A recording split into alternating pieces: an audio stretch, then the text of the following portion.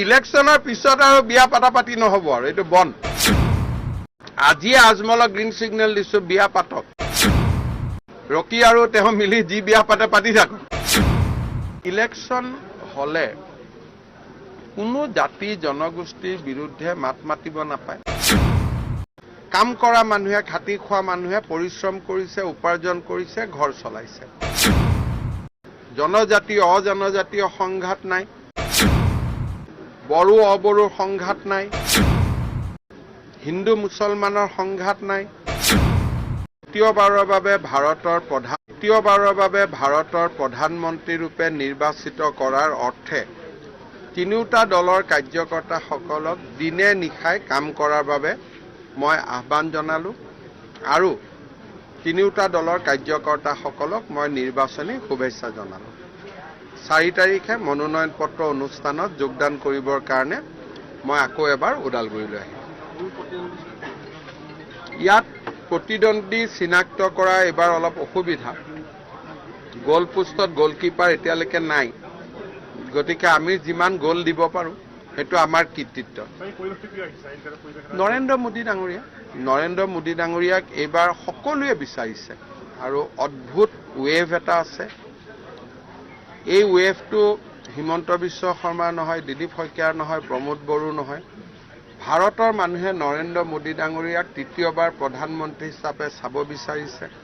কাশ্মীৰৰ পৰা কন্যাকুমাৰী, সৌৰাষ্ট্ৰৰ পৰা শিলচৰলৈ সকলোতে এটাই কথা, আৰু যি দৰং ওদালগুৰিত হৈছে, তেজপুৰত গ'লে একেই পৰিৱেশ দেখা পাব, গুৱাহাটীত গ'লে একেই পৰিৱেশ দেখা পাব। ক'তো মই বেলেগ একো দেখা নাই, সকলোতে নৰেন্দ্ৰ মোদী। 3 লাখ, কাৰণ যোৱাবাৰ 1.5 লাখ ভোটত দিলীপ শইকীয়া ডাঙৰীয়া জিকিছে। এইবাৰ 2 লাখ ভোট নতুনকৈ দৰং মঙলদৈ সমষ্টিত যোগদান হৈছে আৰু এই 2 লাখ ভোট এনেকুৱা সংযোজিত হৈছে যি পৰম্পৰাগতভাৱে বিজেপি আৰু UPPL দলৰ ভোট। জালুকবাৰী সমষ্টিৰো 65,000 ভোট যোগ হৈছে, তাতেই 50,000 লিড আমি অকলে তাতেই পাম। কংগ্ৰেছে 5,000 পাব, আমি 55,000 পাম। গতিকে এইবাৰ এইটো 3 লাখৰ ইলেকশ্যন।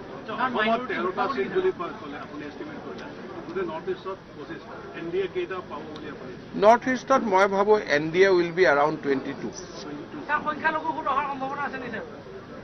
চব সংখ্যালঘু লোকে প্ৰথমবাৰ এটা সুশাসনৰ সোৱাদ পাইছে। কমিউনেল টেনশ্যন নাই, হিন্দু মুছলমানৰ সংঘাত নাই, বড়ো অবড়োৰ সংঘাত নাই, জনজাতীয় অজনজাতীয় সংঘাত নাই। কাম কৰা মানুহে, খাটি খোৱা মানুহে পৰিশ্ৰম কৰিছে, উপাৰ্জন কৰিছে, ঘৰ চলাইছে। আজি ৰমজানৰ পৰিৱেশ, ক'তো আলপিন এটাৰো খেলি মেলি নাই। ধৰ্মীয় উপাসনা কৰিব লাগে, সকলোৱে উপাসনা কৰিছে, এতেকাফত বহিছে, শান্তিত আছে, ক'তো একো অসুবিধা নাই। অৰুণোদয় যদি হিন্দুৱে পাইছে, মুছলমানো পাইছে, সকলোৱে ৰেচন কাৰ্ড পাইছে, সকলো স্থানতে ৰাস্তা হৈছে। গতিকে মই নাভাবোঁ যে মুছলমান সমাজে ইয়াতকৈ আৰু কিবা বিচাৰে। গতিকে এইবাৰ যদি আমাক ভোট নিদিয়ে, তেতিয়াহ'লে আমি নিজে অনুভৱ কৰিব লাগিব যে আমাৰ ক'তনো ভুল আছে, কাৰণ একোতো আমি বেয়া কাম কৰাই নাই। সকলোকে সমান চকুৰে সবকি সাথ, সবকি বিকাশ, সবকি বিশ্বাস, সবকি প্ৰয়াস। গতিকে মইতো গোটেই সভাবিলাকত হিন্দু, মুছলমান, খ্ৰীষ্টিয়ান, অসমীয়া ভাষী, বঙালী ভাষী, বড়ো ভাষী, নেপালী ভাষী, হিন্দী ভাষী, জনজাতীয় অজনজাতীয় সকলোকে দেখা পাইছোঁ। মইতো এইবাৰ দেখাই নাই যে কিবা বেলেগ পৰিৱেশ আছে। মাইমাল সম্পৰ্কে হাফিজ ৰছিদ চৌধুৰীয়ে মন্তব্য কৰিছে। চব ইলেকশ্যন হলে কোনো জাতি জনগোষ্ঠীৰ বিৰুদ্ধে মাত মাতিব নাপায়। ইলেকশ্যন নাথাকিলেও মাত মাতিব নাপায়। কংগ্ৰেছ দলে জাতিক ভাগ কৰিয়ে তেওঁলোকে ৰাজনীতি কৰিছে। বৰাকত মাইমাল জনগোষ্ঠীৰ লোকসকল বিজেপিৰ ফালে আকৰ্ষিত হোৱাৰ কাৰণে তেওঁলোকক ক্ৰিমিনেল বুলি কৈ দিলে। কিন্তু যোৱাকালিলৈকে তেওঁলোকে কংগ্ৰেছকে ভোট দি আহিছে। আজিও আমাক ভোট দিব নে নিদিব সেইটো আমি EVM নোহোৱালৈকে গম নাপাওঁ। কিন্তু ইমান বেয়া মন্তব্য ই কংগ্ৰেছৰ মানসিকতাকে সূচাইছে। দুটা কুৱেশ্যন আছিলে, এটা হ'ল আপোনালোকৰ যোনটো 2 আৰু 10 যেনেকৈ ধৰক স্পীচবিলাক দিছে বা বডি লেংগুৱেজ, এইটোত আমি এইটো ধৰিব পাৰি নেকি যে বিজেপি অলপ বেছি কমপ্লাচেণ্ট নেকি ইলেকশ্যনৰ লৈ পেলাই? কমপ্লিচেণ্ট আমিতো যিমান কষ্ট কৰিছোঁ, এতিয়া মোৰে 1 তাৰিখৰ পৰা 32খন ৰেলী, অহাকালি মাজুলীত মই 13 কিলোমিটাৰ 1 তাৰিখে চাইকেল চলাম। গতিকে বিজেপিটো এটা এনেকুৱা দল যে আমি প্ৰত্যেকবাৰে ভোট বাঢ়াটো বিচাৰোঁ। যদি এটা সমষ্টিত 6 লাখ ভোট থাকে, আমি 5.5 লাখো পাওঁ, we are not satisfied. We need the balance 50,000 also. সেইকাৰণে কমপ্লিচেঞ্চি নাই কাৰণে আজি মই ইয়াত আহিছোঁ। আপোনালোকে এটা সমষ্টিৰ কথা কিয় সোধে? তাৰ কাৰণটো কি? কিবা এনেকুৱা বোলে কিবা এটা বিশেষ ঘটনা হৈছে?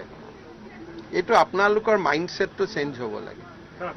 আপোনালোকে ব্লু ব্লাড মানসিকতাৰ পৰা ওলাব লাগে। আপোনালোকে লুৰিণ গগৈৰ কথা সোধক, আপোনালোকে প্ৰেম গুঞ্জুৰ কথা সোধক। এটা সমষ্টিৰ কথাই সুধি থাকে কাৰণ আপোনালোক যাৰ বিপক্ষে নৰেন্দ্ৰ মোদীয়ে কাম কৰি আছে, আপোনালোক ভাৰাক্ৰান্ত। ক'ৰবাত ব্লু ব্লাড দেখিলে পগলা হৈ যায়। Indian media is also victim of that blue blood. Sir, Ajmal সাহেবে পুনৰ কৈছে যে আপুনি গ্ৰীণ ছিগনেল দিলে তেওঁ মই আজিয়ে আজমলক গ্ৰীণ ছিগনেল দিছোঁ, বিয়া পাতক। কিন্তু এই লোকসভা ইলেকশ্যনৰ আগত তাৰ পিছতে বহু বিবাহ বন্ধ হৈ যাব। এতিয়ালৈকে বন্ধ হোৱা নাই, গতিকে এতিয়ালৈকে বিয়া পাতিব পাৰে। ৰকি আৰু তেওঁ মিলি যি বিয়া পাতে পাতি থাকক, কিন্তু ইলেকশ্যনৰ পিছত আৰু বিয়া পাতি নহ'ব আৰু এইটো বন্ধ। গতিকে দুইজনৰ ভিতৰত যোনে জিকে আমাৰনো কি যায়,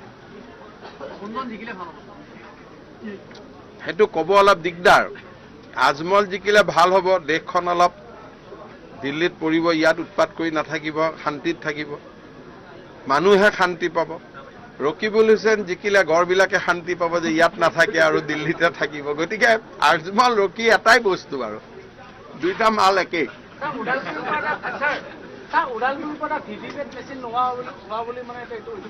জিলা উপায়ুক্তৰ ওপৰত এই বিষয় লৈ নিৰ্বাচনী আয়োগে তদন্ত আৰম্ভ কৰিছে। ইয়াত মই কমেণ্ট দিয়াটো উচিত নহয়।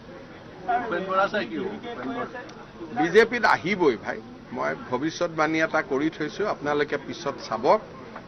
খালি সুধি থাকিলে আৰু তেওঁক গৈ কোৰ্টত কেছ কৰিব, কিবা কৰিব, সেইটো বেলেগ কথা। আপোনালোকে সুধি নাথাকিব কথাটো, বাকী আহাটো আহি যাব।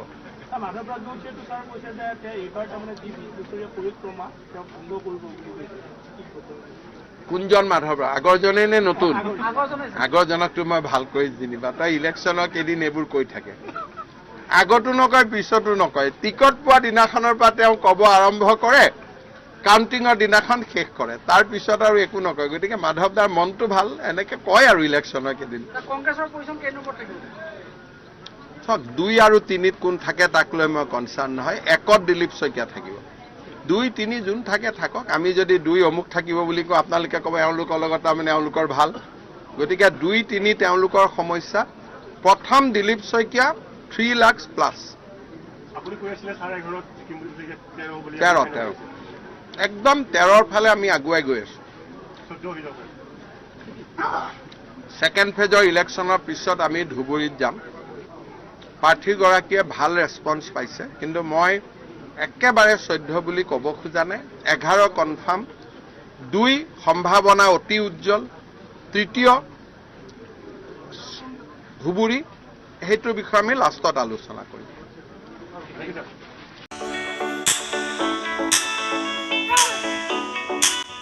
गेलेनायखौ मोजां मोनग्रा एबा गावबा गावनि गथ'खौ पेन्सिल सिलाट मार्शल आर्ट्सनि गोख्रों गेलेगिरि खालामनो सानग्राफोरनि थाखाय मोजां खौरां।